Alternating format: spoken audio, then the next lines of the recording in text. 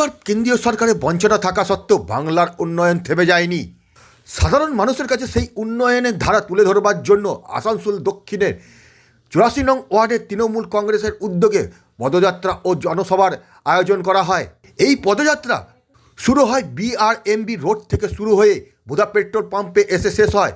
এই পদযাত্রায় প্রায় 350 মহিলা অংশগ্রহণ করেন এবং বাংলার উন্নয়নের পাঁচালী তুলে ধরা হয়।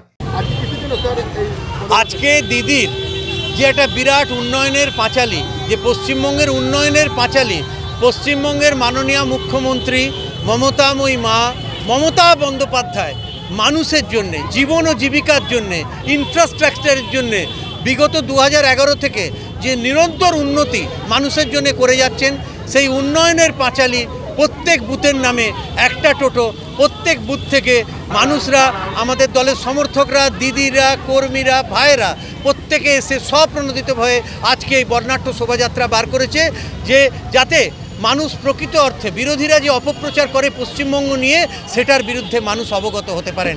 এবং আজকে আপনি এই জনজোয়ার দেখে বুঝতে পারছেন যে আগামী 2026-এ মানুষ কাকে ভোট দেবে।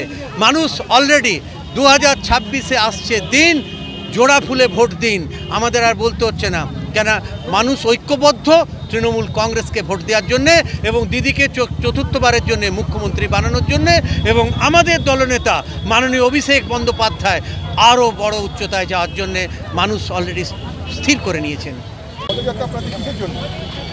আজকের পদযাত্রা মাননীয় মুখ্যমন্ত্রী মমতা বন্দ্যোপাধ্যায় দীর্ঘ 15 বছর ধরে পশ্চিমবঙ্গবাসীর জন্য যে উন্নয়ন করেছেন, যে 72টি প্রকল্পেরও বেশি করেও উন্নয়ন করেছেন সকলের জন্য, বিশেষত মহিলাদের তিনি সম্মান দিয়েছেন। লক্ষ্মীর ভাণ্ডার, কন্যাশ্রী, রূপশ্রী, অপরাজিতা বিল এনেও মহিলাদের সুরক্ষার তিনি ব্যবস্থা করার চেষ্টা করেছেন।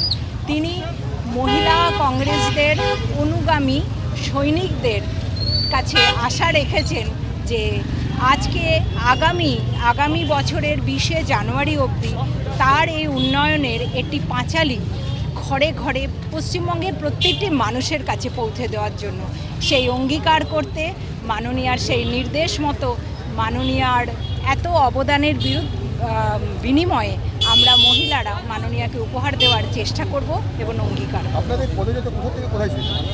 আমাদের বিআরএমবি রোড থেকে থেকে ইসমাইল বরফপাল থেকে এখানে বুধাবাই রোড পর্যন্ত ছিল, গড়াই রোড হয়ে এলাম আমরা।